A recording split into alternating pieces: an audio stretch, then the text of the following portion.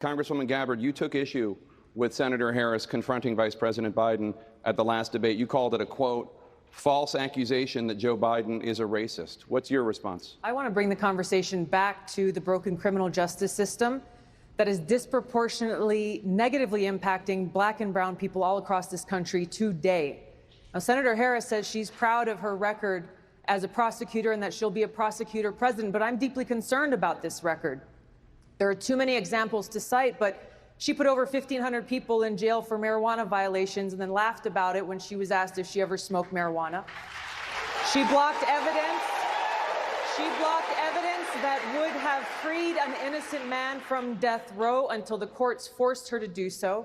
She kept people in prison beyond their sentences to use them as cheap labor for the state of California. And she fought to keep cash bail system in place. That impacts poor people in the worst kind of way. Thank you, Congresswoman. Senator Harris, your response.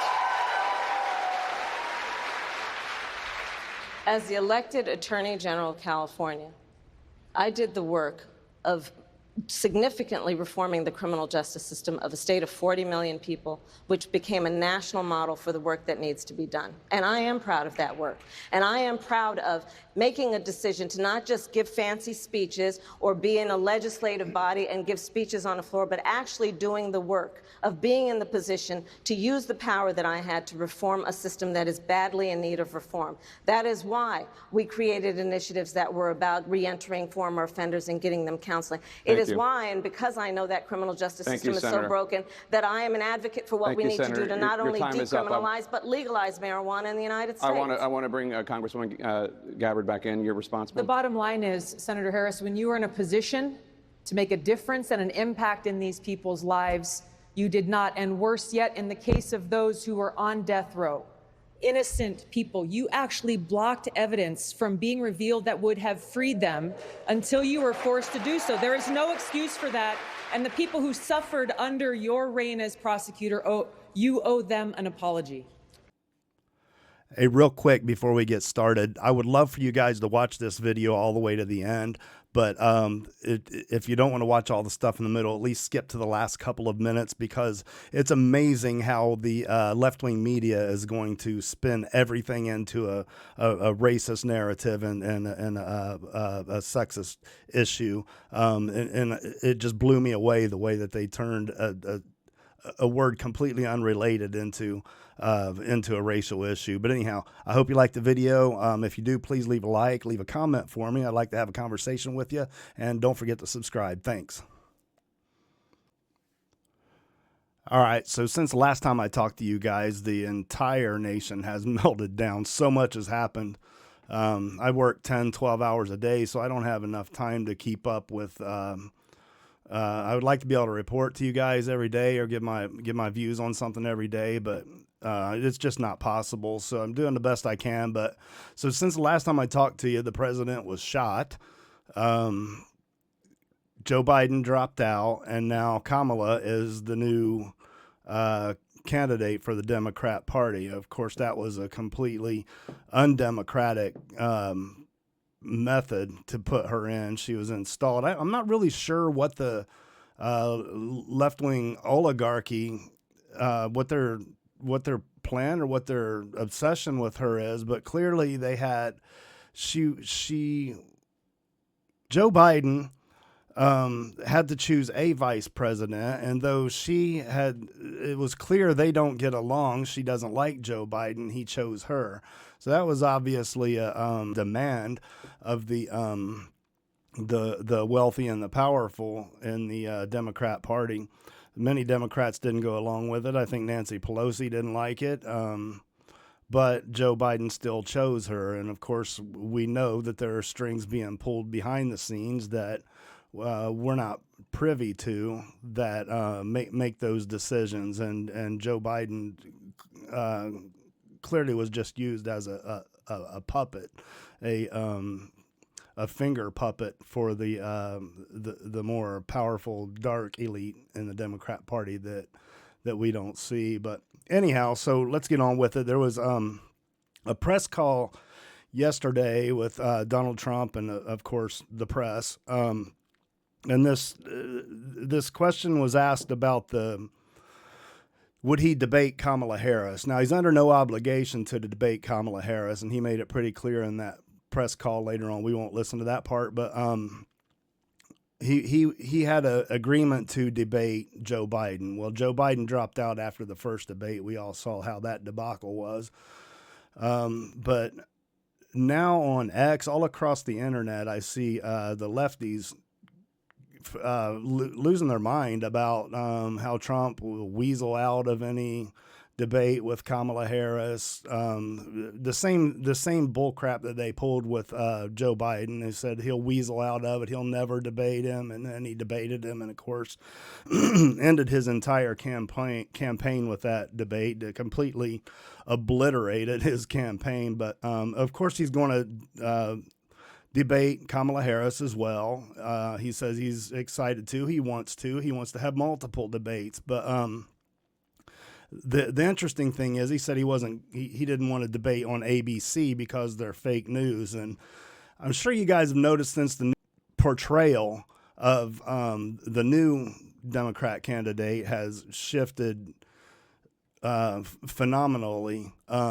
They are very supportive of Kamala Harris, which we expected this. I think part of the deal with the Joe Biden getting out, of course, he was pressured to do that, and I think part of the agreement in that was that he got to stay president for the rest of his term here, and then they would paint him as in a beautiful light.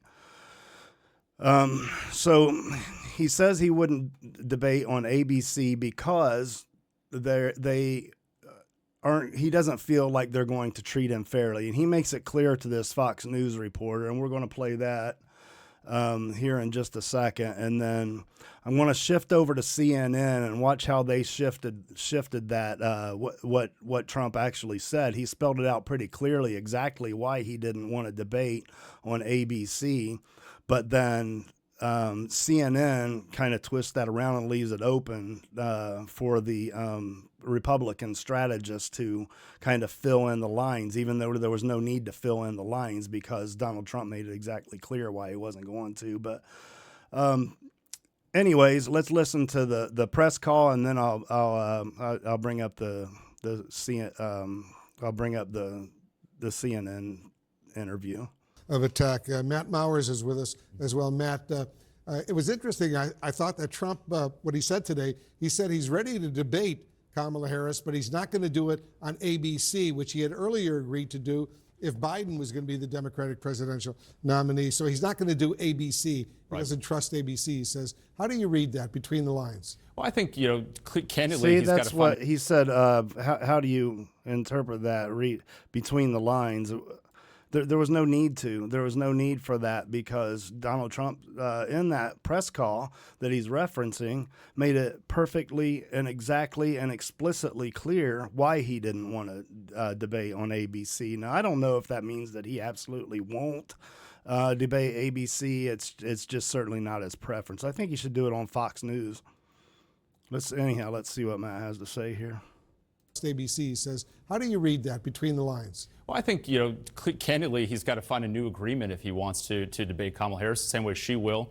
It would not have been surprising if Donald Trump chose to debate Joe Biden again. I think he's going to honestly make a cold, hard political calculation about whether he debates Kamala Harris. And if polling is the same in September as it is today, where he's leading nationally, he's leading in every key swing state. New Quinnipiac poll came out today showing him with the most popular he's ever been among the American people. At the same time, when Kamala Harris was -14 in that same poll in her favorable rating, I don't know why he's going to debate her, because he's going to look at this and say, I'm going to win this election. You think he's afraid to debate her? I don't think he is. No, of course, that's what you see all over X and other social media. They'll constantly say that he's afraid to debate. Donald Trump doesn't, I don't know anyone at this point who would think that he is a character that's full of fear, but that's what the left wants you to believe. So that's always the narrative that they're going to go with. Oh, he's terrified. He's shaking in his boots. I mean, the guy took a bullet, stood up, and his first order of business was to assure the American people that he was okay. And I think because he understood exactly how that could turn out, how that could play out, and what might explode across the nation if they thought he had been killed or seriously injured. And that explosion could have happened nearly instantaneously. I won't go into details of what I think would happen there, but I mean, we can just imagine how that could have turned out. Level, I don't think he is. And I don't believe his core supporters believe he is either. I mean, it's clearly going to be a very different debate. You're going to actually have a Democratic nominee show up. Does she perform well or not? That's a different story, but she'll at least be there in a way that President Biden clearly was not at the end of June. But I don't think he's afraid of debating her. He has very great confidence in his debate abilities. I don't think Donald Trump's afraid personally to go up against anyone. I And agree. in fact, I think he said today, Wolf, that he believes that the American people do deserve debates between their candidates, and he seems fully like he's moving ahead, prepared to. I don't think people should decide whether or not they should debate people based on their polling numbers. I think that when you decide to be a candidate, you should get up and debate your opponents. Donald Trump wouldn't do that in the primaries. He definitely should do that with Kamala Harris. We as voters deserve that. He will do it with Kamala Harris. He didn't do it in the primaries, and I think that was multi-layered reasons why he didn't. He knew that he had the primaries. A lot of people say that he didn't have to because he had it wrapped up. He had such a lead, and I don't even think that's completely it. I think it's because he knew that he was going to have relationships with those the other candidates later on, the Republican candidates. He didn't want to go on there and destroy them because that gets used later on and clips and news articles. And he remember when he said this about Jeb Bush, or remember when he said Lion Ted Cruz and all this stuff. And I think he just I think he was having foresight and didn't want to have that negativity later on. He knew he had the candidacy. No amount of debating was going to change that. I think that was pretty clear across most of the Republican Party. That was just a dog and pony show, really, to put on for the for Democrats out there. I don't think anyone else would have possibly gotten enough support to have beaten Donald Trump out of the primary debate. So I think that was actually just a good move of his. But anyhow, let's carry on and listen to what I want to keep watching this because I want to get to a point. You'll see Van Jones says something, and then they come back to Matt Maury again, the Republican strategist, and he makes a statement that the Van Jones and this, I'm not sure who this other woman is on here. This woman is on here, but they want to bring it back to race, and you're going to see that happen throughout this entire campaign. They're going to try to focus and take everything that Republicans say throughout this entire campaign. They're going to try to make it racist, and you're going to see that happen in real time right here. And it's so absurd. To me, it was just so ridiculous the way that they. Well, we'll see here in a minute. Let's watch this. Yeah, I think a lot of people agree with you on that. Van, Republicans today are trying to distance themselves from some lawmakers' supposedly racial attacks on Kamala Harris. But listen to what Trump told reporters this afternoon about Harris's debate against Biden back in the 2016 election cycle. Listen to this. She was by far the nastiest to Joe Biden. That's why I was so surprised that he took her. There was nobody nastier than her. She played the race card at a level that you rarely see, and she really... She was nasty to him, but as I had said before, I think the reason why Joe Biden took her anyway is because he didn't really have a choice. I think Joe Biden didn't have much of a choice of anything through his presidency. All of Joe Biden was just happy to be president. He spent his entire life wanting to be president. He got to be president, and I think it was just here's a face we can put in front of the public, in front of the people, and then it was others in the background making all of the decisions. And I certainly think Kamala Harris was one. They've wanted Kamala Harris up here in this position that she's at now, and I'm not sure why. I'm not sure what it is, but I'm going to make the assumption that it's because she will play ball. She has spent her entire career doing what it takes to advance her career, to advance herself, to advance So I think that's why they want her here, is because she will do whatever they ask her to do if it's going to elevate her. And we'll see as the next couple of weeks, couple of months go on. It's going to become clear how she plays the game and how what Machiavellian that she is. I think there's almost nothing that she won't do in order to advance her career. It's no connection that she won't be associated with. There's no. Yeah, I think she's capable of doing almost anything and following any orders just to get to the next level. And Megyn Kelly, I think she had something to say about that yesterday. Maybe we'll get into that later. But anyhow, let's get back to it. Really was very nasty to him, and then he picked her. So I don't get that exactly. Now they act like they're great friends, but you don't really recover from that. Yeah, they're not great friends. So what do you make all. of that, Van? Oh, that's his favorite word to use about women. Nasty, nasty, nasty, like he's Janet Jackson or something. Look, here's the reality. The Republican Party is going to have to resist its worst impulses to make this a racial, gender, trash truck of insult and innuendo. And there it is. That's the entire campaign. The Democrats and the left-wing media, they're all going to constantly push that narrative, as they always do. I think we're going to see some really gross kind of racial things play out throughout this race. I think it's going to be awful, and it's going to come from the left. He's already predicting that's going to happen, which all of them have been predicting that.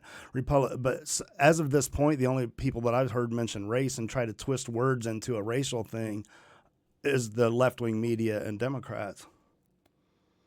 Against this candidate. I don't want to hear it. She checked the box by winning at the local level. I voted for her at the local level in San Francisco when she was my district attorney. I voted for her when she was attorney general in California. I voted for her as a senator. I voted for her as vice president. What more boxes can you check? The only people who... Well, the other box you could check are winning a primary vote. The Democrats, who have for the past year been telling us that Trump is a threat to democracy, they have slipped this woman in. They have slipped Kamala in intentionally without the approval or the support of the Democrat voter populace. And there was no way she could make it through the primaries. They knew that. So they had Joe carry her through the primaries. There was no way that they would have the delegates would have voted for her in an open convention. So now that looks like that's out of the question. They used Joe one last time to push through the primaries and then just hand it straight over to her. So they avoided putting her in front of the public and actually getting voter support for her because they knew she couldn't get it, but they want her. And like I said, it's because she will do whatever is asked of her in order to reach the end goal that she wants. Very Machiavellian. Been giving her special I'm not treatment sure on voters who keep electing her. And so I don't want to hear it. And the Republicans who are smart will separate themselves from this nasty stuff really quickly, and the ones who are not will go along with it. Let's have a straight-up competition. Someone who's won at the local, state, and federal level, who's served with honor and distinction, versus somebody who has been a con artist his whole life and who led an insurrection. Nobody has to insult. Well, somebody who's been a president compared to somebody who has won some seats in California. I mean, do we want the entire nation run like California? I mean, maybe Californians do, but I even kind of doubt that because most of them are trying to get the hell out of that state at this point. So, yeah, they want to brag on her California record, but California is a different world, man. I don't think the vast majority of the nation wants to find themselves in a position like California. Anybody's race or gender. Let's just put the records out there and have a clean fight. But the Republican Party will tarnish itself irrevocably. By the way, Republican Party has been trying to get black folk over there. Also, he said, let's put the records out there. Well, nobody cares about records. At this point, nobody cares about records. That's the thing about presidential elections and any election, really. It doesn't matter what you've done. I don't care what you've done before. Before this day, I don't care. What happens is, where are you going from here on? Yeah, but they tried to, Joe Biden tried to do that too. Well, I'll put my record up, this, and he kept trying to brag on his record. He wanted to sit back and rest on his laurels. And that's just not going to work. You can't win. It's almost as if they feel like, well, I did a few good things here, so if we stack all those together, that makes me just the shoo-in. But it doesn't work that way. Nobody gives a damn what you've done in the past. I mean, that's not only elections, it's everything. You can today go out and completely destroy your reputation if you take a different actions than what you've taken in the past. Every day we wake up with a future ahead of us and a now in front of us, and that's what matters. It doesn't matter what your past record is. But anyhow, again, her past record, we're going to get into that over the next couple of weeks and months, and you'll see it on other people's channels. You'll see it on the mainstream media, conservative media mostly, because left-wing media is going to hide everything about this woman. Everything about Kamala Harris is going to be spun and hidden from the public on left-wing and major media, CNN, MSNBC, ABC, CBS, all of these channels, NBC, all of them are going to paint her in a picture that's not indicative of exactly who she is. So anyway. There, trying to get black men over there, trying to get Latinos over there, they're going to lose all of that if they start insulting black women the way that they're starting this yesterday. Ashley, what do you think? Look, a week ago we were at the RNC and we all said we were going to turn the temperature down. We're not throwing bringing race and gender into this is part of turning the temperature down. They're bringing the race and gender in. I'm not hearing race and gender from anyone except the left. That's the game that they want to play. That's the campaign that they want to run.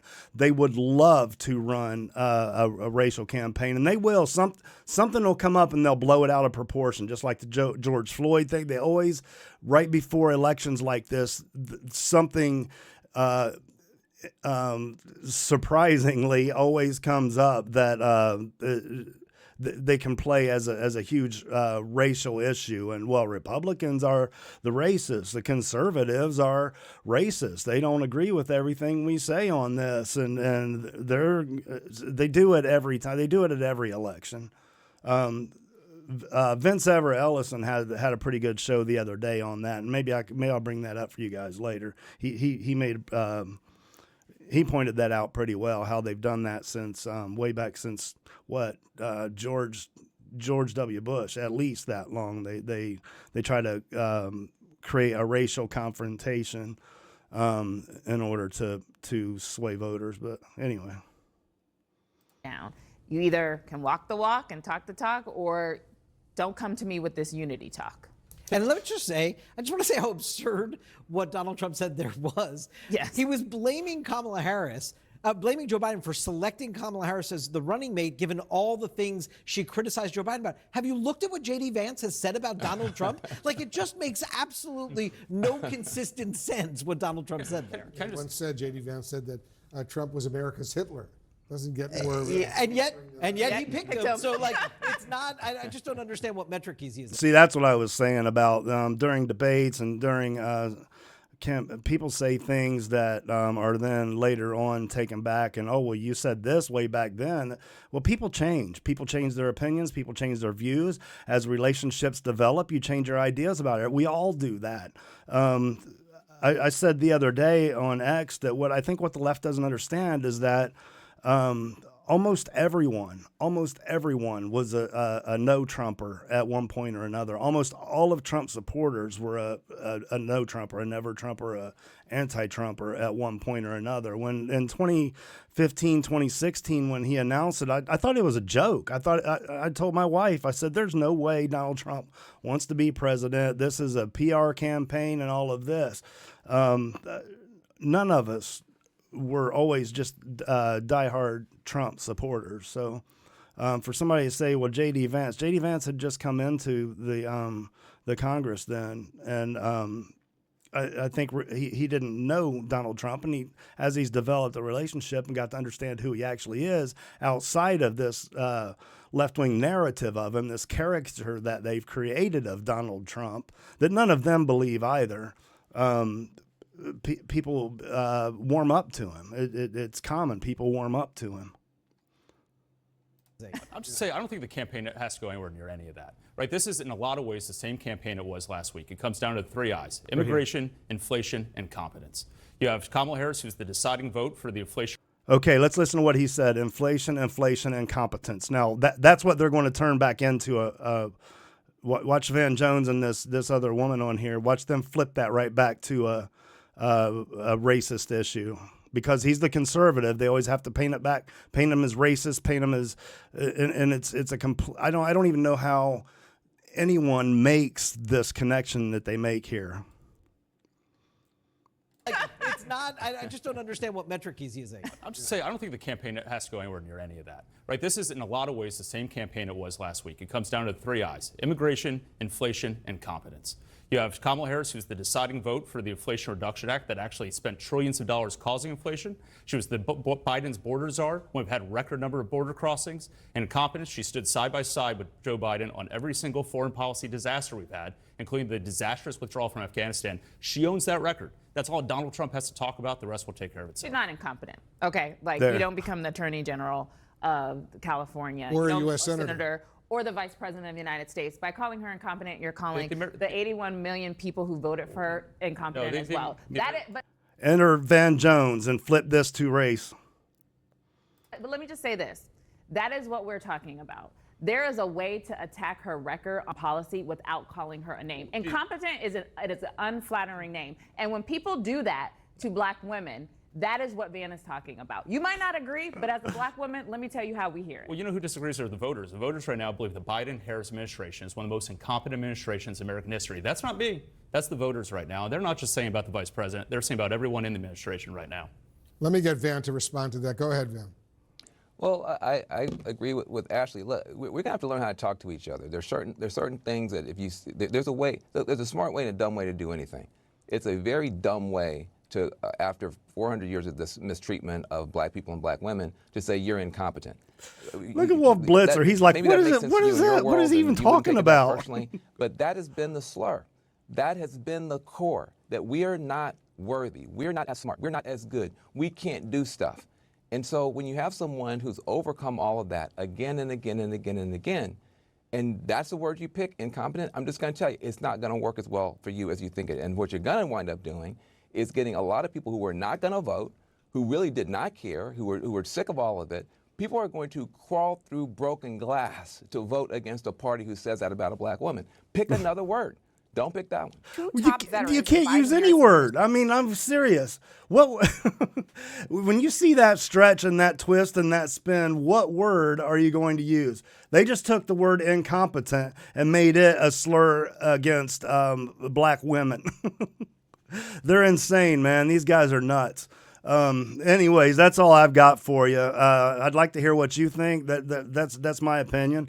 I'd like to hear what you think. Leave a like or definitely subscribe if you like what you saw here. I'm going to have a lot more coming as much as I can. I'm off on Wednesdays, but the last 2 Wednesdays I had to work. We were running some overtime, so I've been unable to keep up with the news cycle since the assassination attempt and then when Biden dropped out. But I think I'm back to at least for a couple of months. I'll have Wednesdays off, so I'm going to try to at least get 1 to 2 videos out on Wednesday and see if I can figure out a schedule and a way to kind of pump that up even more. I'd like to get something out to you every day. I'd like to get a couple of videos out to you every day, but I work 10 to 12 hours a day and it's just kind of difficult. But anyhow, leave a like and subscribe. I hope to see you in the future.